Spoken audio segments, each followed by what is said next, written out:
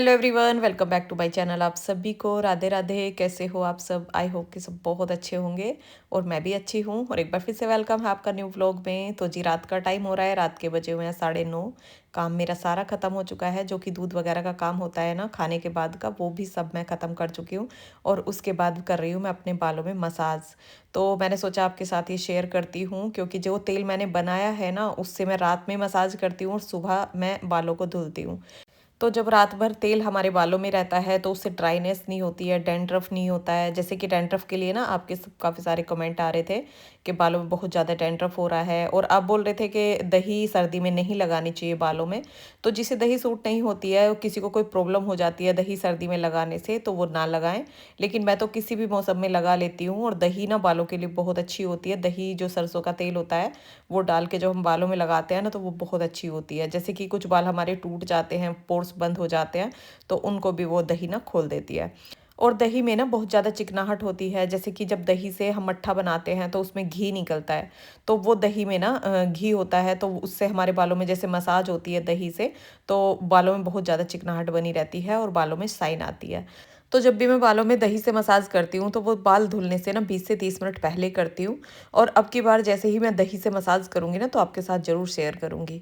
और यहाँ पे अब मेरे बालों में मसाज भी हो गई है। और मसाज के लिए ना मैंने बहुत सारा तेल लिया है, ऐसा नहीं है थोड़ा थोड़ा तेल लगा के मसाज नहीं किया है, ज़्यादा से ज़्यादा तेल लगा के मैं मसाज करती हूँ। और आप सर में मसाज कर रहे हो या बॉडी पे कर रहे हो, तो जब तक तेल एब्जॉर्ब ना हो जाए ना हमारी स्किन में, तब तक उसके मसाज करते रहना चाहिए। और जब मैं रात में इस तरह मालिश करती हूँ ना सर में, तो मुझे नींद भी बहुत अच्छी आती है। आपने देखा होगा जब भी हम सर में अपने मसाज करवाते हैं तो नींद सी आने लगती है। तो यहाँ पे मालिश मेरी हो गई है। अब मैं इन बालों का ना ऊपर को जूड़ा बना लूँगी और आपके साथ शेयर करूँगी। आज मैं डार्क सर्कल के लिए ना काफ़ी सारे कमेंट आ रहे थे कि इनके लिए क्या करें, तो वो अभी मैं आपके साथ शेयर करूँगी कि जो कोकोनट ऑयल से जो मसाज करनी है आँखों के चारों तरफ, वो किस तरह करनी है, और वो सोने से पहले ही करनी है।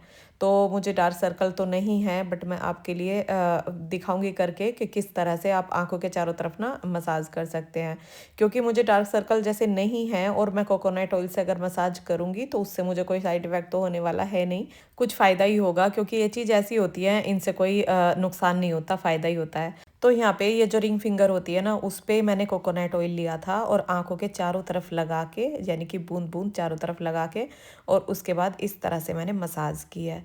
और ये बिल्कुल हल्की उंगलियों से करनी है, बिल्कुल धीमे हाथ से करनी है। ऐसा नहीं है कि बिल्कुल टाइट करके नहीं करनी है, क्योंकि आंखों के चारों तरफ की जो स्किन होती है ना, वो बहुत ही सॉफ्ट होती है। तो इसलिए कोई भी फेस मास्क या कोई भी क्रीम ना आंखों के एरिया से ना बचा के लगाई जाती है। और ये है कोकोनट ऑयल, तो ये हमें कोई नुकसान नहीं देता। जैसे ग्लिसरीन होती है, कोकोनट ऑयल होता है, गुलाब जल होता है, तो इससे कोई भी हमारी आंखों को ना नुकसान नहीं पहुंचता है, स्किन को कोई नुकसान नहीं पहुंचता है। तो यहाँ पे अब ये सुबह का टाइम हो चुका है, सुबह के बजे हुए हैं अभी 5:30, और मैं 5 बजे उठी थी। और 5 बजे उठ के सबसे पहले पिया मैंने 1 लीटर गुनगुना पानी।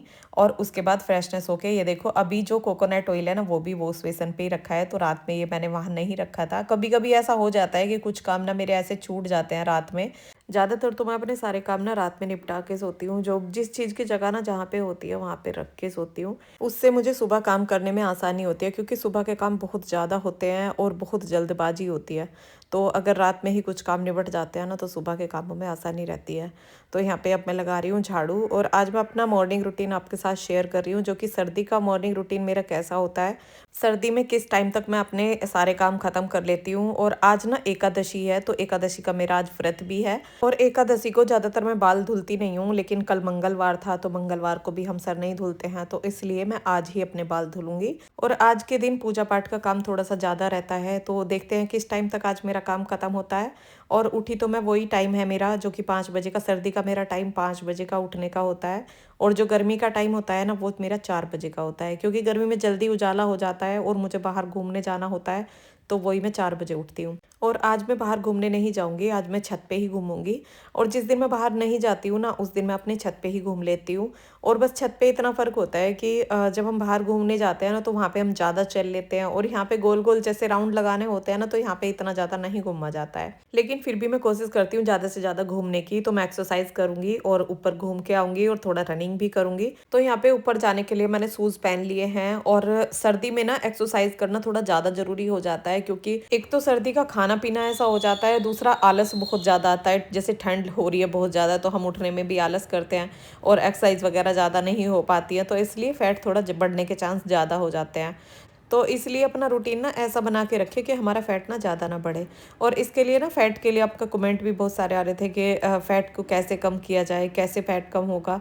तो देखो, फैट कम करने के लिए तो वही अपना रूटीन बदलना होगा और अपना ये भी ध्यान रखना होगा, वर्कआउट डेली करना होगा।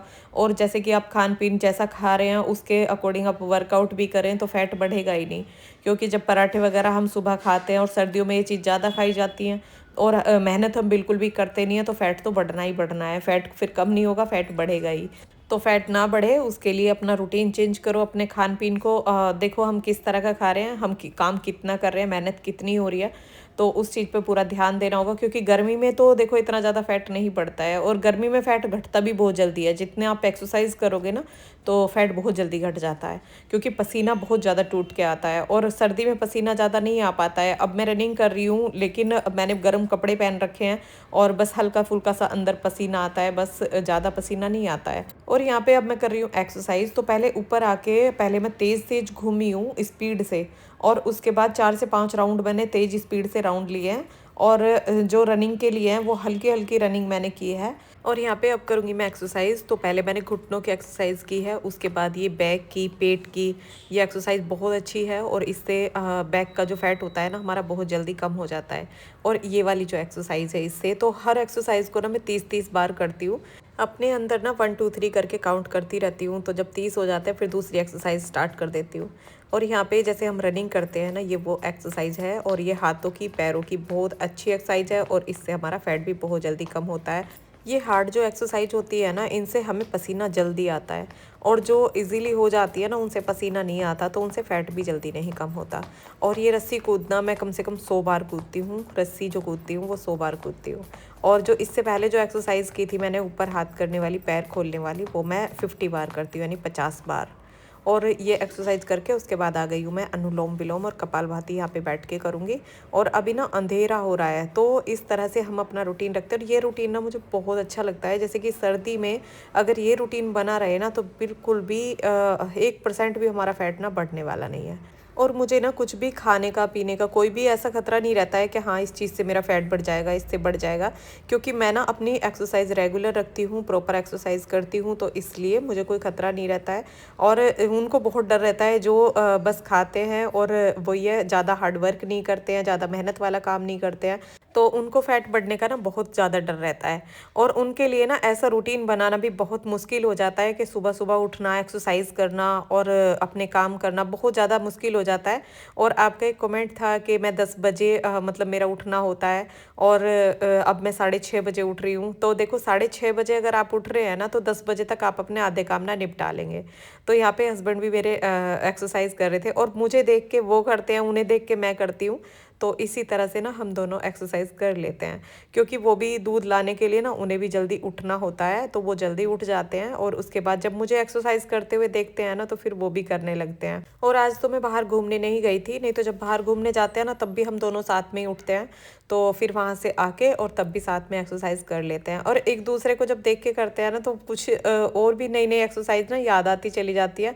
तो फिर ना मैं और भी ज़्यादा एक्सरसाइज कर लेती हूँ। लेकिन मेरी बॉडी में ना ऐसा नहीं होता है कि हाँ मैंने ज़्यादा एक्सरसाइज कर ली है कि कुछ थकान हो रही है या कुछ अकड़न हो रही है, जकड़न हो रही है, वो चीज़ नहीं होती है। क्योंकि एक आदत बन जाती है शरीर को, जिस तरह से हम करते रहते हैं ना, फिर अगर आप एक्स्ट्रा भी कुछ कर रहे हो ना तो कोई प्रॉब्लम नहीं होती है। तो यहाँ पे अब मैं कर रही हूँ अपनी कमर की एक्सरसाइज, जो कि हमारी बैकबोन के लिए बहुत ही अच्छी एक्सरसाइज है। जिनकी बैकबोन में प्रॉब्लम रहती है, कमर में कोई भी दिक्कत रहती है, वो ये एक्सरसाइज करो। तो इन एक्सरसाइज को मैं 4-4 या 5-5 बार करती हूँ। हर एक्सरसाइज को 4 से 5 एक्सरसाइज मैं आपको दिखाऊंगी।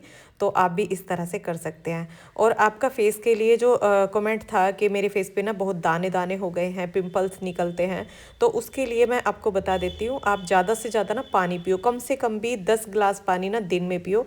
ये मत सोचो अब सर्दी है तो हम ज़्यादा पानी ना पिएं, क्योंकि हमारी बॉडी को उतनी ही पानी की ज़रूरत होती है। सर्दी हो या गर्मी हो, 10 गिलास पानी तो हमें पीना ही चाहिए। और एलोवेरा का अगर आपके पास प्लांट है तो वो और भी अच्छा है, क्योंकि वो फ्रेश एलोवेरा होता है। और उसको लीव्स को काट के थोड़ी देर के लिए रख दें, जब उसमें पीला पीला पल्प सा आता है ना, वो उसको निकाल के एक साइड कर दें और उसको काट के ना अपने फेस पे लगाएं। और अगर आपको लगाना आता है तो आप उस तरह से लगा लें, और नहीं अगर नहीं पता है आपको तो मैं आने वाले व्लॉग में आपको दिखा दूंगी कि किस तरह से एलोवेरा लगाना है, आप मुझे कमेंट कर देना। और यहाँ पे अब कमर की 2 एक्सरसाइज मैं कर चुकी हूँ और ये तीसरी मेरी एक्सरसाइज थी। तो एक पैर को नीचे रखना और एक पैर को सीधा ऊपर उठाना, वो बहुत ही, जो सीधा लेटने वाली अभी मैंने एक्सरसाइज की थी, वो सबसे अच्छी एक्सरसाइज है, जो कि हमारी बैक बोन को ना बहुत ही स्ट्रॉन्ग बना देती है। और अपनी बैकबोन के बारे में मैंने आपको बताया था कि मैं जीने से गिर गई थी, वो बैकबोन मेरी क्रैक हो गई थी, और उसके बाद जो झिल्ली होती है जेल वाली, वो भी मेरी फैल गई थी। तो मैंने अपने आप को कैसे ठीक किया है, सिर्फ इन एक्सरसाइज से। मैंने दवाइयों का सहारा नहीं लिया है, सिर्फ एक्सरसाइज का सहारा लिया है, और उसी से मैं ठीक हुई हूँ। तो इन्हीं चीज़ों पर ना मैं ज़्यादा विश्वास करती हूँ, और इसीलिए आपके साथ ये शेयर भी करती हूँ।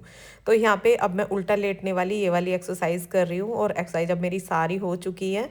अब मैं अपना काम करूँगी पूरी स्पीड के साथ, और मुझे ना ठंड भी नहीं लगेगी। जैसे कि सर्दी का टाइम है, जब हम एक्सरसाइज कर लेते हैं ना, तो बॉडी में एक गर्माहट आ जाती है। और अभी ये बॉडी ना बिल्कुल एक तरह से चार्ज हो चुकी है, जैसे कि फ़ोन को चार्ज करते हैं ना चार्जर में लगा के, तो मैंने उसी तरह से एक्सरसाइज की है ना, तो उससे ही चार्ज हो चुकी है। अब मैं कितना भी काम कर सकती हूँ, और पूरे दिन भी मैं काम कर सकती हूँ। तो यहाँ पे अब पतिदेव कर रहे थे अपनी कमर की एक्सरसाइज, और उसके बाद मैं लग गई हूँ अपने काम पे। तो यहाँ पे मैं बना रही हूँ लंच, और लंच मैंने सूर्य का तैयार कर दिया है। उसे अभी प्रैक्टिस पे जाना है, जो कि सुबह 7 बजे के करीब वो चला जाता है। तो वो वहाँ से ही फिर कॉलेज चला जाता है। तो पहले वो अपनी प्रैक्टिस करता है, और उसके बाद वो कॉलेज जाता है। तो उसका लंच तो तैयार हो गया है, और अभी मेन्यू जाता है 8 बजे के करीब। तो उसका लंच तभी साथ साथ भी दे देती हूँ, नहीं तो उसका लंच मैं बाद में भी भिजवा देती हूँ। जैसे मुझे मट्ठा दही वगैरह कुछ बात भेजना होता है ना, तो मैं बाद में भी भिजवा देती हूँ। और अब एक एक करके ना सारे कामों को पूरी स्पीड के साथ फटाफट से ख़त्म करूँगी। और मुझे आलस बिल्कुल भी नहीं आएगा, क्योंकि सुबह सुबह जो हमारे काम करने की स्पीड होती है ना, वो बाद में नहीं होती है। अगर हम 8 बजे उठते हैं, उसके बाद जब हम काम करते हैं ना, तो बिल्कुल काम करने का मन नहीं होता।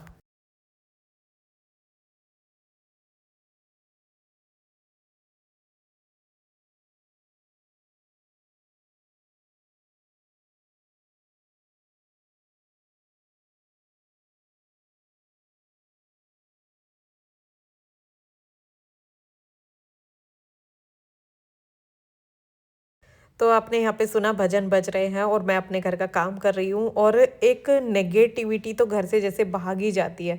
सुबह सुबह जब भजनों की आवाज़ हमारे कानों में सुनाई देती है ना, तो इतना फ्रेश मूड हो जाता है, और इतना अच्छा खुद को महसूस होता है कि अगर आप इस तरह से करते हैं ना, तो आपको खुद ही पता होगा कि कितना अच्छा लगता है सुबह सुबह भजनों के साथ काम करना। और हमारे घर में ना हमेशा पॉजिटिविटी रहेगी, अगर हम सुबह सुबह इस तरह से काम करते हैं, सुबह जल्दी उठते हैं, भजनों के साथ काम करते हैं। भजन हमारे घर में, हम भगवान के भजन चलते रहते हैं, तो घर में कोई भी नेगेटिविटी नहीं आने वाली। तो मेरा तो मॉर्निंग रूटीन इसी तरह का रहता है, गर्मी हो या सर्दी हो, मेरा मॉर्निंग रूटीन यही रहता है। सुबह जल्दी उठना, जल्दी ही अपने काम, घर के सारे काम करना, घर के कामों को ख़त्म करना। उससे हमारी एक सोच अच्छी रहती है, हमारे काम अच्छे होते हैं, और हमारी सेहत अच्छी रहती है। तो यहाँ पे अब मैंने जो कपड़े हैं, प्रेस के जो कपड़े आए थे, वो सारे कपड़े सबकी अलमारियों में लगा दिए हैं। और यहाँ पे जो कपड़े मैंने धुले थे ना, उनको भी मैं बांध के रख दूंगी। तो कपड़े भी ना घर में इधर उधर फैले रहते हैं ना, तो वो बिल्कुल भी अच्छे नहीं लगते हैं। तो यहाँ पे जो प्रेस के कपड़े हैं, वो मैंने बांध के रख दिए हैं, और जैसे गर्म बनियान है, ठंडे बनियान है, उनको मैं अलमारियों में लगा दूंगी साथ साथ। और उसके बाद आ गई हूँ मैं किचन में। तो किचन में जो भी इधर उधर सामान फैला हुआ है ना, सारे को समेट के किचन पूरा साफ करके, और उसके बाद मैं अपना जो पोछे लगाने का काम है ना, वो करूँगी। तो किचन में खाना बनाने से पहले भी एक बार साफ कर देती हूँ। जैसे बच्चों का लंच वगैरह बनाया था ना, तो वो किचन फिर भी इधर उधर फैल जाता है, तो उसको एक बार समेट के ना पहले साफ कर देती हूँ। और उसके बाद जो बाकी का बाद का खाना रह जाता है, वो तो वही नहाने के बाद ही बनाया जाता है। तो यहाँ पे अब मैं पोछे का काम कर लूँगी, और पोछा ना मैं नहाने से पहले ही लगाती हूँ। और सभी ज़्यादातर नहाने से पहले ही अपने घर को साफ करना होता है। तो जब घर साफ हो जाता है ना, तो हम भी साफ सुथरे ना तभी अच्छे लगते हैं। तो पहले मैं अपने घर का कोना कोना साफ करती हूँ। उसके बीच में अगर मुझे लंच वगैरह भी बनाना पड़ रहा है ना बच्चों के लिए, तो मैं बना देती हूँ। और लेकिन पहले अपना घर साफ करती हूँ, नहाती मैं उसके बाद ही हूँ।